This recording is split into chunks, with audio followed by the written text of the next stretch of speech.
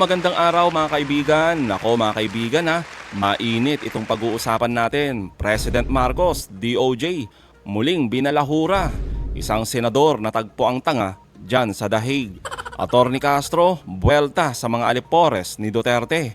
Matapos ipangalandakan ng mga alipores ni Duterte dyan sa Senado na bago magkaroon ng reconciling, abay pabalikin muna ang dating Pangulong Duterte.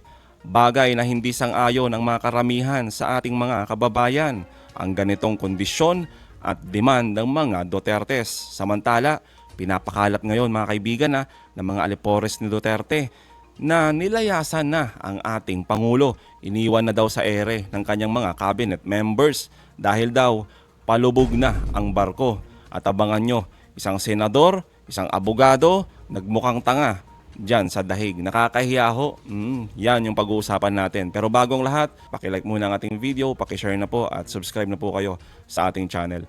Unahin po muna natin itong mainit na sagot ni Attorney Claire dito nga sa mga pinapakalat o kaya mga kondisyon at demand ng mga alipores ni Duterte mga kaibigan. Eto. Parang ganito yung dating Pangulo, may darating na warrant of arrest. Huwag mo nang pansinin yung ICC. Parang dating, huwag niyo nang pansinin yung complaint na kapwa natin Pilipino sa ICC. Patunayan mo. Diba? Huwag mong ipatupad yan. Sabi pa niya, naranasan namin referring of course sa pagpapadala sa ICC ni dating Pangulong Duterte. So, it's really personal on their part. They're not thinking, sa akin, they're not thinking yung kalagayan ng mga, complainants sa ICC. Saka yung batas, yung commitment sa Interpol, kumbaga, burahin mo lahat yan for our own interest. Ganun yung dating. Ganito na lang siguro. Tingnan na lang natin yung mga susunod na aksyon ng Pangulo tungkol sa pagpapatupad ng batas. Tandaan natin, dapat laging pagpapatupad ng batas to at hindi naman nag-aabuso ng kanyang kapangyarihan. Ang tindi naman kasi mga kaibigan, yung demand at yung kondisyon. Tulad ni Senator Bato, ni Bongo, di ba? At yung mga iba pa. Na kailangan pauwiin muna itong si Tatay Digong para maipakita ang sensibilidad ng ating Pangulong Marcos dito nga sa reconciling na to. Tapos yung iba pa sinasabi, mas maganda kung i-atras niya din yung impeachment. Ibang klase talaga. So, abangan na lang natin yung ibang mga aksyon ng Pangulo. May napanood kasi ako kwento ko na to. May napanood kasi ako na video ni dating Pangulong Duterte. Sabi niya, tuturuan niya si Pangulong Marcos paano mag-lead. Lagi daw dapat may PI. Sa every word na ganyan, dapat PI. So, hindi ganun si Pangulo.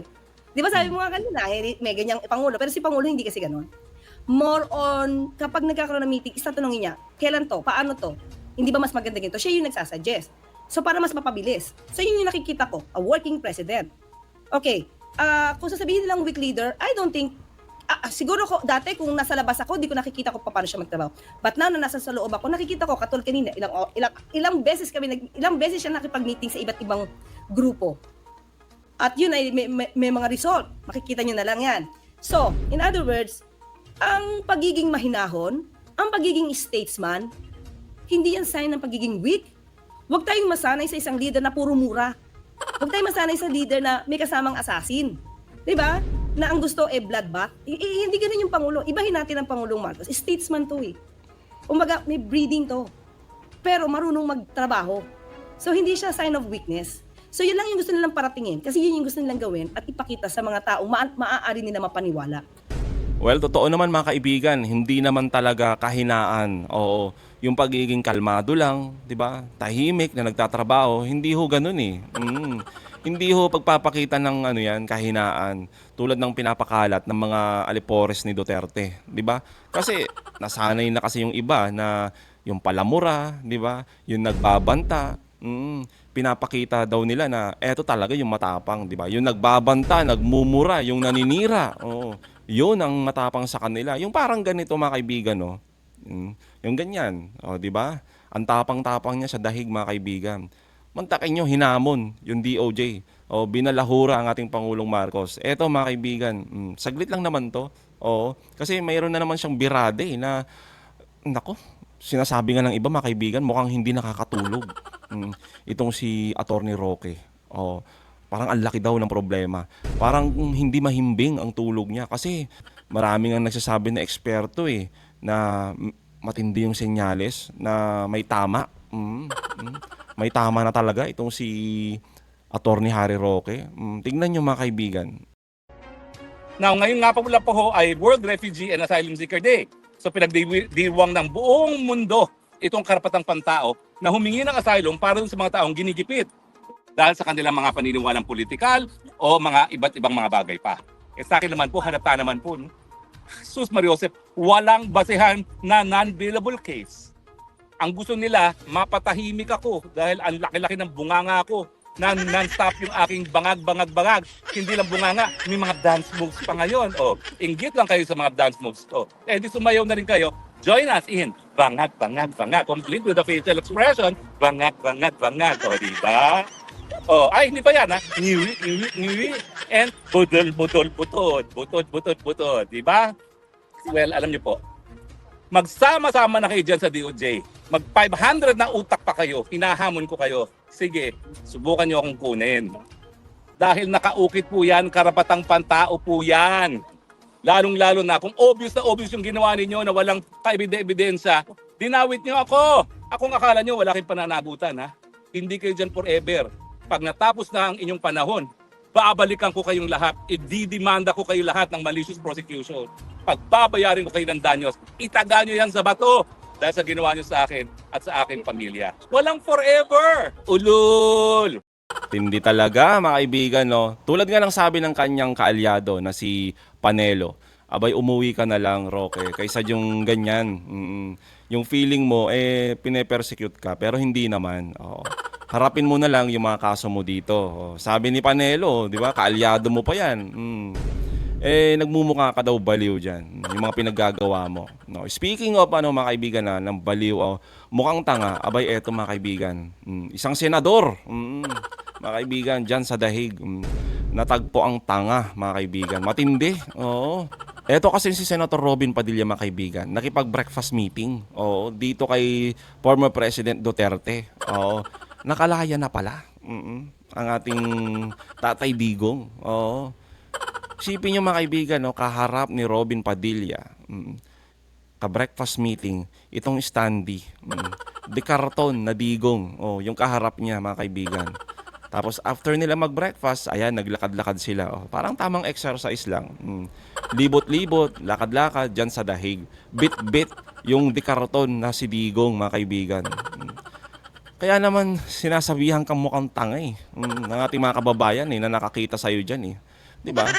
Kasi isipin nyo mga kaibigan yung ibang mga supporter na mga Duterte, abay ginagaya yan.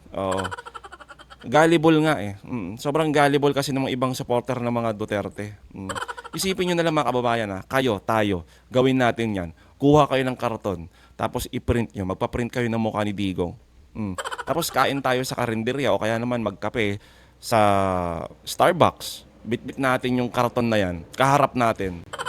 'Di ba? Magmumukhang tanga talaga tayo diyan Oo, 'di ba mga kaibigan? Tapos ang matindi pa mga kaibigan ang sinasabi ngayon ni Senator Robin, hindi daw ito pagsamba. Ito daw ay pagpapakita ng pasasalamat. Ang tindi mga kaibigan. Maraming paraan para ipakita yung isang pasasalamat sa isang dating former president. Hindi yung ganyan. Mukhang tanga talaga. Kaya eto, basahin natin yung mga ibang reaksyon ng mga kababayan natin. Dapat dito minamasahe para matauhan. Masahihin yung utak, no? Nag-apply ka na lang sana na bodyguard ni Digong kaysa sayangin yung pinapasahod sa'yo as senator. Yan ang real talk mga kaibigan. Kasi nagsasayang lang talaga tayo ng pera, yung tax natin dito kay Robin Padilla. Yan yung totoo. Real talk yan. Sayang talaga. Buwang ka Robin, dapat sa Senado ka kundi sa bahay ng mga baliw. Magsama sila ni Roque, no? Mukhang baliw nga Yung iba naman mga kaibigan, iba talaga pag may respeto ka at idolo mo ang isang tao. Walang iwanan, lakas Duterte. Ay nako talaga, gullible talaga. Lakas talaga, lakas Duterte. Lakas talaga ng tama. Ewan ko ba? Kaya mga kaibigan, mapunta na lang tayo dito. No? Iwan na lang muna natin si Senator Robin, maglakad-lakad dyan, kasama yung Standy, yung Decarton na si Digong. Hayaan natin maglakad-lakad dyan kung saan sila abutin nung paglalakad nila. Kasi nga, nagmumukhang tanga lang talaga yung ginagawa niya. Iwan na natin yan. Mapunta tayo dito mga kaibigan sa maraming tanong, mga matitinding tanong patungkol nga dito sa sinasabi nila no, na iniwan, nilayasan ang ating Pangulo ng kanyang mga cabinet members. Kaya ito matinding sagot ni Attorney Claire. Yes, I believe doon sa part ng courtesy resignation na iniutos ng Pangulo, i-reviewin yung kanilang performance. Ang tanong ko, Yusek, sino-sino yung bubuo doon sa review committee? Ano yung composition nila? Sino-sino sila? Ibibigay na lang po namin ang detalye patungkol dito at ibabato namin ang katanungan na yan sa Office of the Executive Secretary. Yusek, follow-up na lang. Doon sa mga nagbigay ng resignation, hindi namin nakita yung Office of the Solicitor General. Just to...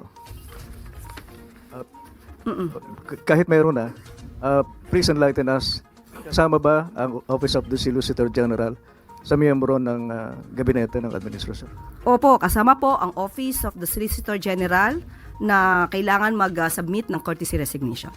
What are the metrics? We know that we want fast action from these cabinet secretaries, but some of their agencies are for long-term action. So, ano yung metrics na tinitingnan ng Pangulo? Unang-una kung gano'n nga ba kabilis ang kanilang performance at kung may issue ba tungkol sa korupsyon. Importante po yan. So, hindi lamang performance, titignan din po nila kung nagkakaroon ba ng issue tungkol sa anomalya sa kanilang pag-handle ng kanilang agency. There are reports that this shakeup is targeted towards specific secretaries. How true is this? We have no update on that. If there is really a target secretary regarding this request for courtesy resignation, there's none as of the moment. Siguro na lang po baka sa ibang kritiko ng Pangulo gamitin tong mass resignation or courtesy resignation ng cabinet secretaries. Yung timing po nung decision na to, why is it, ito yung nakita ng Pangulo na best timing to do a revamp of his cabinet secretaries? Tandaan po natin, nung una pa lamang po ako na-appoint as a press officer, nabanggit na po natin yan kung may kinakailangang mga revamp. Sabi ko wala pa pong update pero talagang yan po ang ginagawa ng Pangulo, makita at ma-monitor ang trabaho ng kanyang mga heads of agencies at mga departments. So hindi lamang po ito ngayon. Talaga pong nire-review. Tandaan po natin, marami na natatanggal bago pa nagkaroon ng eleksyon. Bago pa nangyari ang eleksyon. So siguro mas naramdaman lang naman Pangulo itong naging eleksyon na mas kailangan pa ng mas mabilisang pagtatrabaho ang administrasyon para sa taong bayan. Maricel Halili, TV5.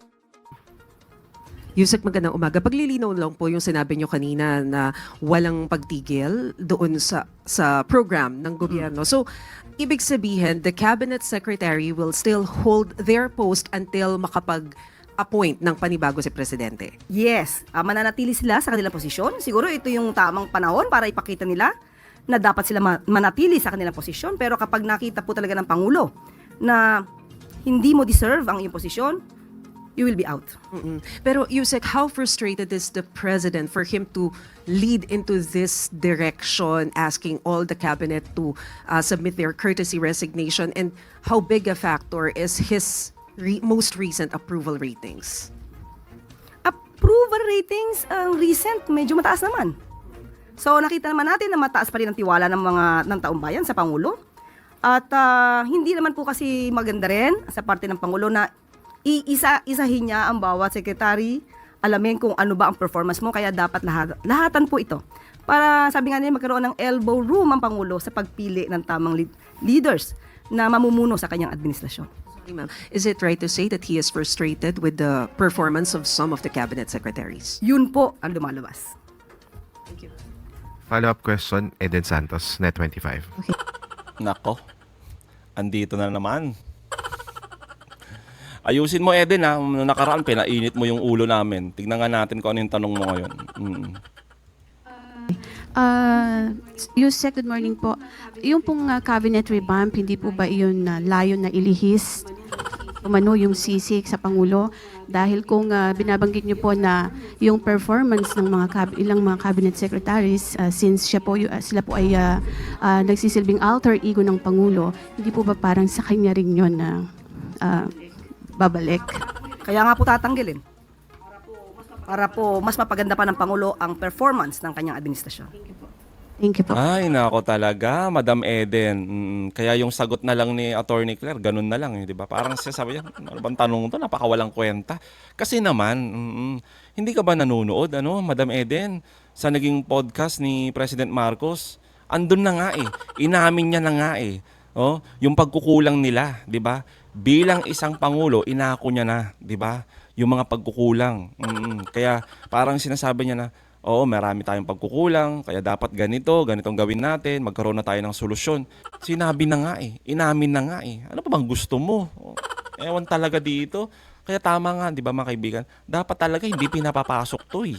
Ang kulit eh. O yan mga kaibigan, eto na yung kasagutan dun sa mga ipinapakalat ng mga alipores ni Duterte na nilayasan daw ang ating Pangulo. Yan yung pinapakalat nila ngayon eh. Nilayasan na, iniwan na sa ere itong ating Pangulo ng kanyang mga cabinet members. Eto mga kaibigan, yung sagot. Paano po natin parang sa mga taong bayan po, sa mga karaniwang mamamayan, paano po ito dapat na tanggapin or intindihin po nila yung pag-submit nga po ng courtesy resignation ng lahat ng mga cabinet? Baka lang po kasi may impression na unstable tayo, unstable po ang government po natin. Dapat mas matuwa po ang taong bayan dahil pinapakita po ng Pangulo na sabi nga natin walang puwang sa gobyerno, sa administrasyon, ang tamad at ang korap. Mas maganda po at dapat tanggapin ng taong bayan na mapalitan ang mga ito ng karapat-dapat sa posisyon. At yun naman po ang kagustuhan ng Pangulo. Ayun na mga kaibigan sa mga naniniwala po na sa pinapakalat ng mga alipores ni Duterte na ito ay nilayasan, hindi po totoo yan. Ito po ay isang courtesy resignation. Ito mga kaibigan idagdag lang natin bago tayo magtapos. Yung courtesy resignation mga kaibigan, isa itong pagpapakita ng kagandahang behavior coming from the secretaries. Kasi merong pakiusap ang Pangulo na pwede bang magpasa kayo ng courtesy resignation. Kaya ito mga kaibigan, ginawa ng mga secretaries ay nagpasa sila ng kanilang mga resignation para magkaroon ng evaluation or screening mga kaibigan. Sasalain yung mga secretaries niya kung sino ba yung mga karapat-dapat na mag-stay at yung mga tatanggalin mga kaibigan. Yun ho, hindi ho totoo yung sinasabi nila na nilayasan ng Pangulo. Hindi ho totoo yun. Talagang, nililihis talaga eh. Talagang binubutasan ano man yung ginagawa ng Pangulo sa ngayon na aminado naman siya na may mga pagkukulang. Kaya nga dapat ayusin na ang dapat ayusin para sa ating bayan. Diba? Let's move on, let's move forward. Iwanan na natin yung politika. Pero syempre, may mga ibang grupo na talagang pilit sinisira at binababa ano man ang ginagawa ng ating gobyerno. So alam nyo na kung sino yung mga yan. Diba? Kaya mga kaibigan, anong masasabi nyo patungkol dito? Comment down below. Again mga kaibigan huwag niyong kalimutan, i-like at i-share ating mga videos. Hanggang sa muli, kita-kita ulit tayo mga kaibigan.